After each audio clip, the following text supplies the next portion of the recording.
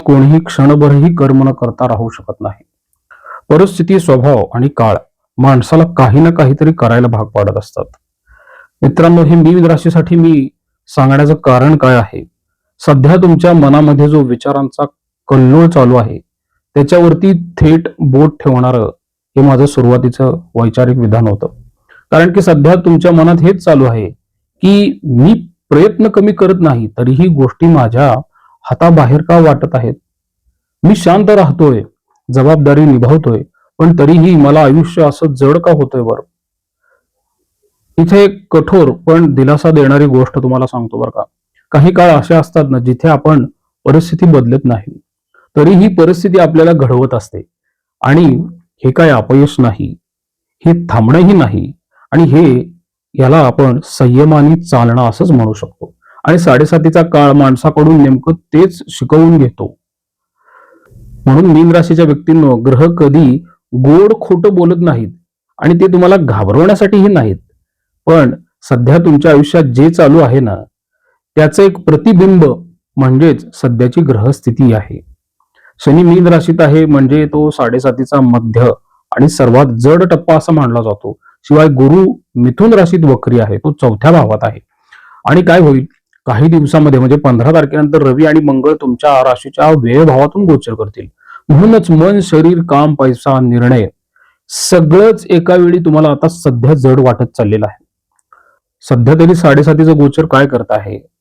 तुमच्यात न दिसणारा थकवा, आणि शनीच तुमच्याच राशीत असल्यामुळे तुमचं आयुष्य बाहेरून पहिलं तर चालूच दिसतं. काम आहे, घर आहे, जबाबदाऱ्या निभावत आहात, पण लोकांना वाटतं हे तर सगळं नीट सांभाळत आहेत.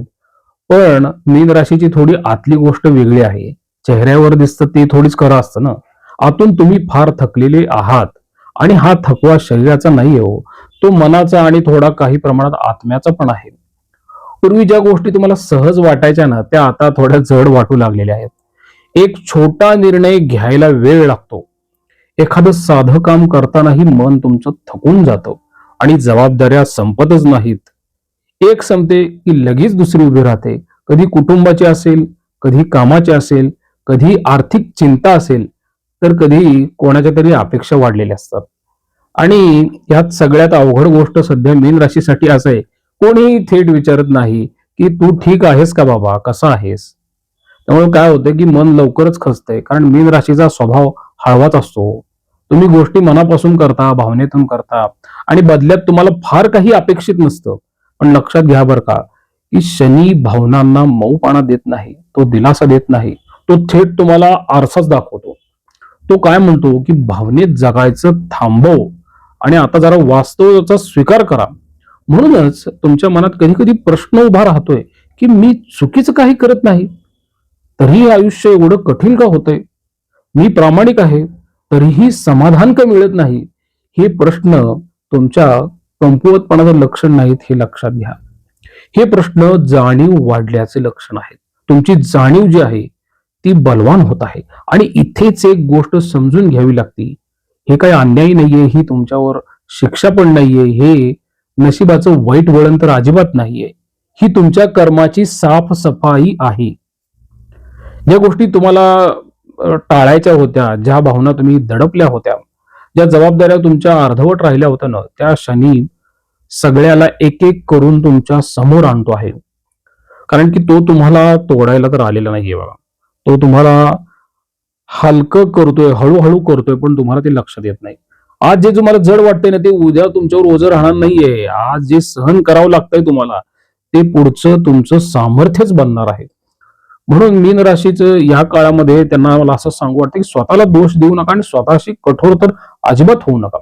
कारण की शनी जरी कठोर असला ना, तरी तो अन्याय करत नाही. सध्या तर मीन राशीची अशी अवस्था आहे की गुरु वक्री आहे, आणि गुरु 4थ्या भावात वक्री असल्यामुळे घरात असतानाही मन शांत होत नाही. घर असूनही घरासारखं ते तुम्हाला वाटत नाहीये. आणि निर्णय घ्यायला मित्रांनो लक्षात घ्या, थोडा वेळ लागत आहे. आणि कसं होतं की जुन्या गोष्टी पुन्हा पुन्हा आठवत आहेत तुम्हाला. कधी कधी असं वाटतं ना की माझ्या बाजूने कोणीच नाही का? पण वास्तव खरं वेगळं आहे बरं का. गुरु वक्री असताना बाहेरचा आधार थोडा कमी वाटत असतो, कारण की गुरु तुम्हाला स्वतःचा आधार बनवत आहे. आज जड वाटतंय बरं का, कारण की तो तुम्हाला आतून शहाणं बनवत आहे. रवी मंगळ जे आहेत ना ते व्यय भावात जातील 15 तारखेनंतर. ऊर्जा थोडी गळून पडते पण अपयश नाहीये बरं का. त्यानंतर काय होतं, व्यय भाव जो आहे ना तो आपल्याला माहित आहे. तिथं थोडं काय होतं की काम करताना थोडा तुम्हाला दम जाणवतो, थकवा जाणवतो. झोप थोडी पूर्ण घेणं त्यावेळेस गरजेचं असतं. आणि त्यावेळेस अचानक खर्च निघतात, वैद्यकीय खर्च निघतात आणि ते खर्च तुम्हाला वाढलेले जाणवतील. मन एकांत शोधण्याचा प्रयत्न करेल, पण हे अपयश नसतं. ही फक्त थोडी कमी झालेली ऊर्जा असते. म्हणूनच सावध राहणं गरजेचं आहे, पण घाबरणं गरजेचं नाहीये ना. सावध राहा, काळजी घ्या, काळजी करू नका. नोकरी टिकते, पण त्या नोकरीमध्ये आनंद तुम्हाला कमी वाटतोय. सध्या नोकरी करणाऱ्यांना असं वाटतं की काम आहे, पण त्या कामात मनच लागत नाही.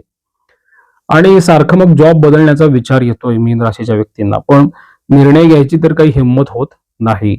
मेहनत जास्त आहे, पण समाधान कमी आहे. ही मीन राशीची शोकांतिका आहे सध्याची. पण लक्षात ठेवा, नोकरी हातातून जात नाहीये. ती फक्त संयमाची परीक्षा घेत आहे. व्यवसायाच्या दृष्टिकोनातून विचार केला ना तर पैसे फिरतायत पण मोकळेपणा नाहीये ना. व्यवसायात सध्या तर खर्च भरपूर वाढलेला आहे तुमचा. पुढच्या महिन्यामध्ये तो सुद्धा अचानक वाढेल. नफे लगेच दिसत नसतात हो. जोखीम ही घ्यावीशी वाटते, पण काहीतरी थांबवतं आणि तो थांबवणारा सध्या तरी शनी आहे. ठीक आहे, तो मोठं नुकसान होऊ देत नाही, पण तो तुमचा मोकळेपणा काढून घेतो. आरोग्याच्या बाबतीत जर विचार केला ना तर शरीर जे सांगतंय ते ऐका. झोप अपुरी राहते, पचन बिघडलेलं आहे, चिंता आहे, थकवा आहे.